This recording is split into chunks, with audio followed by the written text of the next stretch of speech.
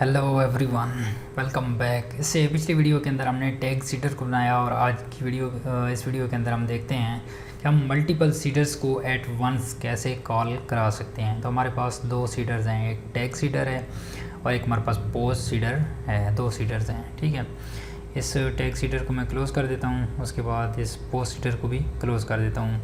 अब मैंने आपको दो वेज़ बताए थे। एक हमारे पास वे ये था कि हम सीडर की स्पेसिफिक क्लास से हम इसको एग्जीक्यूट कर सकते थे, लेकिन अब सिनेरियो ये है कि मेरे पास फॉर एग्जांपल 10 सीडर्स हैं, तो मैं उनको एट वंस कॉल कराना चाहता हूँ। तो मैं हर एक को मैनुअली ऐसे कॉल कराऊंगा तो मेरे पास काफ़ी टाइम लग जाएगा उस पर, और मे भी मैं एक्सीडेंटली एक को मिस कर दूँ तो मेरी एप्लीकेशन की फंक्शनलिटी ड्रॉप हो जाएगी।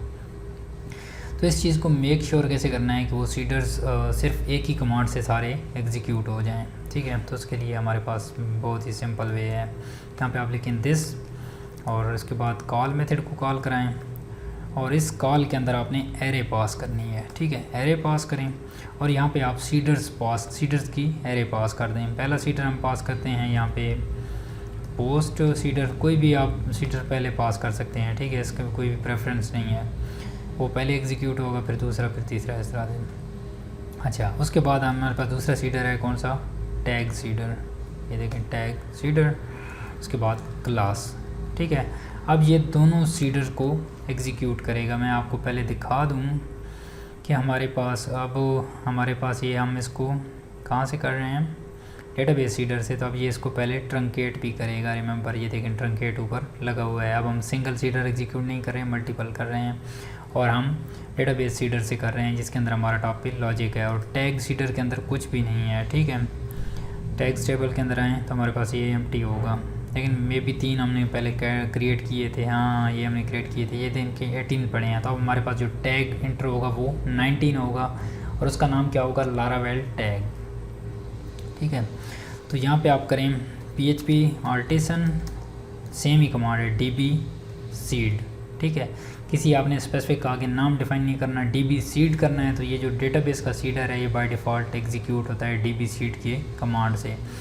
ये क्यों होता है ये आप डॉक्यूमेंटेशन से देख सकते हैं, ठीक है। कि जब हम रन करते हैं तो यहाँ पे मेंशन नहीं है, लेकिन फैक्ट्रीज़ के नीचे वहाँ पे मेंशन था, तो आप वहाँ से देख सकते हैं कि जब हम ये वाली कमांड एग्जीक्यूट करते हैं तो ऐसे एक्चुअली होता क्या है कि बेसिकली हमारे पास दिस और सीड वहाँ पे डिफ़ाइन होता है कि जो चीज़ें यहाँ पे इस क्लास के अंदर हैं वो इस क्लास का बेसिकली रेफरेंस होता है कि इसको एग्जीक्यूट कर देता है, और इस क्लास को एग्जीक्यूट करते हैं तो हमारे पास जो भी डेटा पड़ा होता है वो एग्जीक्यूट हो जाता है। इंटर। ओके, ये सीडेड भी कंप्लीटेड, ये सीडेड भी कंप्लीटेड, और इसका नाम भी बता रहा है टैग सीडर है, ये पोस्ट सीडर है, और कितने सेकंड में एग्जीक्यूट हो रहा है ये भी बताया है इसने, ठीक है।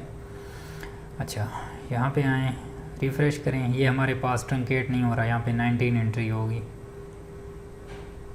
ठीक है। ये देखें 19 एंट्रीज, और इसका नाम क्या है? लारावेल टैग, ठीक है, सबसे लास्ट वन। अच्छा, उसके बाद पोस्ट में आते हैं। इसमें हमारे पास एक पोस्ट होगी, एक नहीं 3 पोस्ट क्यों हैं? क्योंकि हमने पोस्ट रीडर के अंदर 3 पोस्ट क्रिएट की हुई थी, लारावेल 981, ठीक है। अगर आप प्रीवियस वीडियो देख रहे हैं, अगर नहीं देखी आपने, तो मैं इधर पोस्ट रीडर के अंदर चला जाता हूँ। यहाँ पे देखें, एक बार ये हमने इसको चलाया क्रिएट मेथड को, 2 बार चलाया, देन तीसरी बार चलाया। इस वजह से हमारे पास ये 3 बार क्रिएट हो रहा है, ठीक है। तो हमारे पास 3 पोस्ट आ गई, तो ये देखिए हमारे पास ये भी एग्जीक्यूट हो गई, तीनों आ गई हैं, ठीक है। तो मतलब क्या है कि हमारे दोनों सीडर्स एग्जीक्यूट हो गए हैं, ठीक है। अब मैं क्या करता हूँ, इन दोनों को रिमूव कर देता हूँ, एक ही हम रहने देते हैं, ठीक है। अभी हमारे पास एक ही है। अब सवाल आता है कि हमारे पास ये हमने सीडर्स तो एग्जीक्यूट कर लिए, अब हम चाहते हैं कि हमारे पास जितनी भी फैक्ट्रीज़ हैं उनको भी हम एट वंस कॉल कराना चाहते हैं, ठीक है।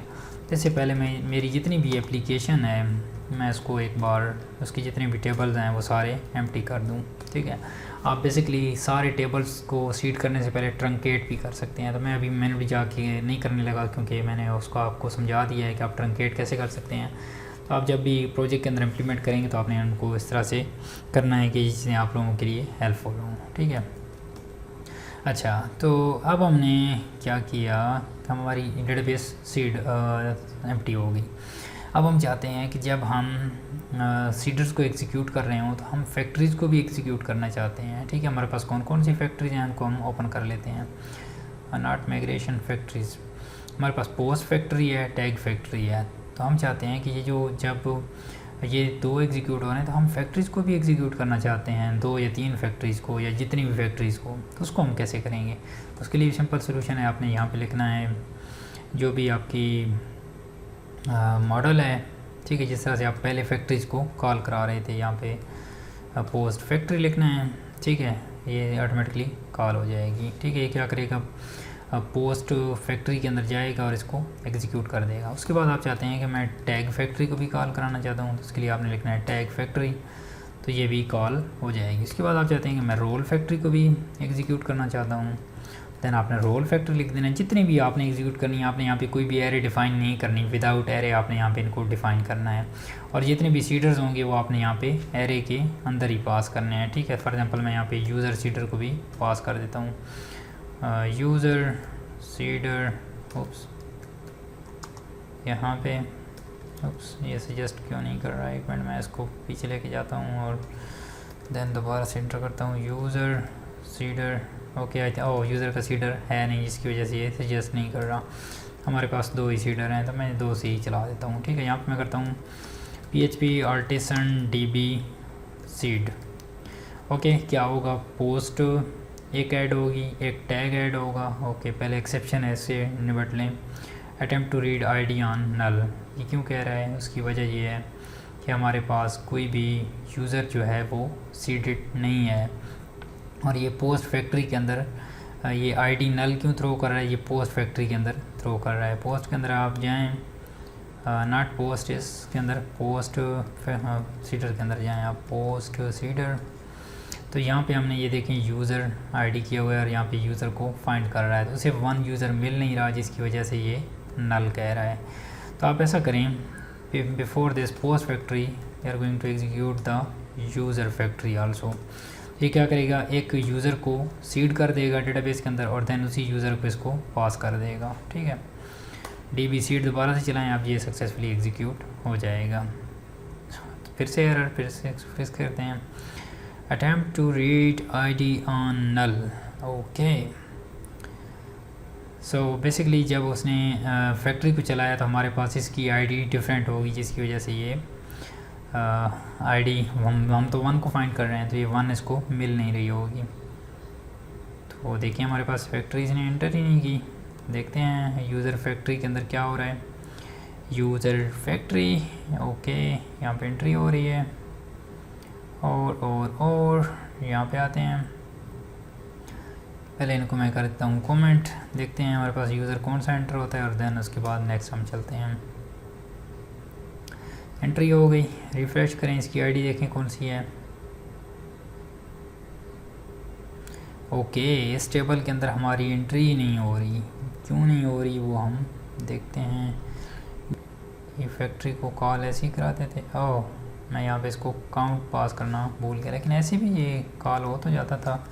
मे बी ये सिंगल है जिस वजह से ये कॉल ना हो रहा हो। तो यहाँ पे DB सीड करें, रिफ़्रेश करें, यहाँ पे कोई मसला नहीं, यहाँ पे इसको फिक्स कर लेंगे, नहीं भी होगा तो। ओके, स्टिल नहीं हो रहा, तो इसको हम करते हैं काउंट 1 और ओह यहाँ पे हम क्रिएट, मेरे ख्याल में हम इसको क्रिएट और यहाँ पे हम पैरामीटर पास करते थे, मुझे याद आ गया है। Refresh seed, it's going to execute and going to seed the data and wait for a moment, and yes, our data is seeded right now and its ID is 1. so problem से आपने परेशान नहीं होना, आपने इसको fix करना है। ठीक है, तो हमारा लीडर इमरान खान भी यही कहता है कि आपने घबराना नहीं है, तो आपने बिल्कुल घबराना नहीं है। ठीक है, अगर आप पाकिस्तान से बिलोंग नहीं करते तो इमरान खान को आप जानते होंगे, हमारा लीडर है, तो इसलिए मैंने यहाँ पे भी जिक्र कर दिया है, हालांकि ये रेलेवेंट नहीं है टॉपिक के। ओके, सो हमारे पास अब ये क्या करेगा, ये पोस्ट वाला जो होगा ये एग्जीक्यूट होगा। मैंने टर्मिनल क्यों क्लोज कर दिया। अब मैं करता हूँ PHP artisan db सीड और अब ये डेटाबेस को सीड कर देगा। ये देखें, पहले इसने पोस्ट सीडर को एग्जीक्यूट किया, फिर पोस्ट सीडर, फिर टैग सीडर। ओके, फैक्ट्रीज़ का इसने यहाँ पे आउटपुट नहीं दिखाई, हालांकि इसने फैक्ट्रीज़ को भी ऐड किया है, तो वो मैं आपको दिखा देता हूँ। टैग्स के अंदर जाएंगे, एक टैग हमारे पास ऐड होगा, ये देखें लारावेल टैग ऐड है। उसके बाद रोल को भी इसने टैग किया, ठीक है। रोल के अंदर जाएं, यहाँ पे भी एक ऐड होगा रोल। उप्स, यहाँ पे ऐड नहीं है, क्या मतलब ऐड नहीं है? Role factory.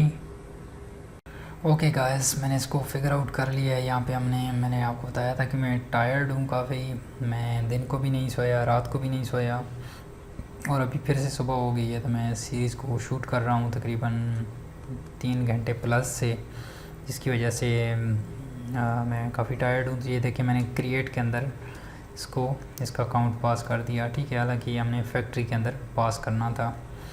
तो ये चीज़ें आप थोड़ी सी आप डिबगिंग करते हैं तो आप लोगों को पता चल जाते हैं। यहाँ पे DB सीड करें और it's going to seed successfully. Okay, so अब हम जाते हैं और देखते हैं हमारे पास पोस्ट ऐड यूज़र ऐड हुआ है, ठीक है। सबसे पहले हम यूज़र को देखते हैं जी, यूज़र ऐड हो गया है। उसके बाद हम दूसरे उस पर जाते हैं। दूसरा हमारे पास सीडर कौन था पोस्ट का। पोस्ट देखते हैं हमारे पास ऐड हुई है नहीं हुई। पोस्ट देखें, हमारे पास पोस्ट भी ऐड हो गई। देन हम चलते हैं रोल पे, हमारे पास रोल ऐड हुआ है या नहीं हुआ। ये देखिए रोल भी ऐड हो गया। देन चलते हैं टैग पे, टैग ऐड हुआ है या नहीं हुआ। ये देखिए हमारे पास टैग भी ऐड हो चुका है। तो इसका मतलब क्या है कि हमने इस वीडियो के अंदर समझा कि हम डिफरेंट फैक्ट्रीज़ और सीडर्स को एट वंस एक ही कमांड से कैसे सीड करा सकते हैं, और वो कमांड कौन सी है? PHP artisan DB seed. तो इसकी मदद से हम जितने भी हम सीडर्स क्रिएट करेंगे उनको हम इधर कॉल करा सकते हैं। और अब मैं आपको रियल टाइम एग्जांपल दिखाता हूँ कि हमारे पास रियल टाइम एग्जांपल्स कौन सी हैं। तो यहाँ पे मैं आप लोगों को वीडियो के अंदर लिंक डिस्क्रिप्शन में ऐड कर दूँगा, तो आप यहाँ से देख सकते हैं। हमारे पास सबसे पहली मैंने इस पर वीडियो बनाई है कि seed countries in Laravel app. तो उसके अंदर मैंने एक एरे ली और उस एरे को मैंने सीडर के अंदर एग्जैक्टली पास कर दिया, और वे काफ़ी लेंथी एरे थी जिसके अंदर हमारे पास मल्टीपल कंट्रीज़ थे, और उन कंट्रीज़ को मैंने सीडर्स के ज़रिए ऐड कर दिया। इतने तक ये लोड हो रहा है, मैं आपको बता देता हूँ। यहाँ पे आपने PHP आर्टिसन DB सीड, ठीक है, जिस तरह से आप करते थे। अब आपने अगर क्या करना है, डेटाबेस को सीड भी करना है और माइग्रेट फ्रेश भी करना है, तो आप कैसे करेंगे? या माइग्रेट भी करना है। PHP आर्टिसन उसके लिए यूज़ होती है कमांड माइग्रेट, ठीक है, माइग्रेशन के लिए। और यहाँ पे भी आप सीड लगा सकते हैं। तो इससे क्या होगा, आपके सीडर्स, ये जो आपका डेटाबेस सीडर है ये एग्जीक्यूट होगा, ठीक है। और अगर आप डेटाबेस को फ्रेश कर रहे हैं, ठीक है, मीन खाली करना चाहते हैं पहले, और उसके बाद आप सीड लिख रहे हैं, ठीक है, तो ये क्या करेगा, पहले माइग्रेशंस को ड्रॉप करेगा, फिर रिक्रिएट करेगा, और देन एट द एंड ये सीडर को एग्जीक्यूट करेगा। तो ये कह रहा है डेटाबेस सीडेड सक्सेसफुली। तब अगर आप डेटाबेस के अंदर जाएँ तो ये एंट्रीज़ फिर से कर दी होंगी इसने, लारावेल ये फिर से ऐड कर देगा। तो रिफ़्रेश करें, ये देखें लारावेल फिर से एडिड है, तो ये एंट्रीज इसने कर दी हैं। अच्छा, सीड कंट्रीज़, तो ये देखें बेसिकली हमारे पास, मैं यहाँ पर दिखा रहा हूँ, ये काफ़ी ब्लर है, मे बी आप लोगों को ये एक्चुअली नज़र ना आए। आप वीडियो का साइज़ फुल HD करके यहाँ पे देख सकते हैं। तो बेसिकली मैंने यहाँ पे इसके अंदर सीडर के अंदर एक एरे पास की, ये देखें अब आपको नज़र आ रहा होगा, एक एरे पास की और कंट्री, और यहाँ पे मैंने कॉल करा दिया इंसर्ट, और उस एरे को मैंने यहाँ पे इंसर्ट के ज़रिए सारी सीडर को मैंने एग्जीक्यूट करा दिया। तो मेरे पास ये जितने भी ऑल ओवर द कंट्रीज़ हैं उस मैंने सीड करा दी है इसके अंदर, ठीक है।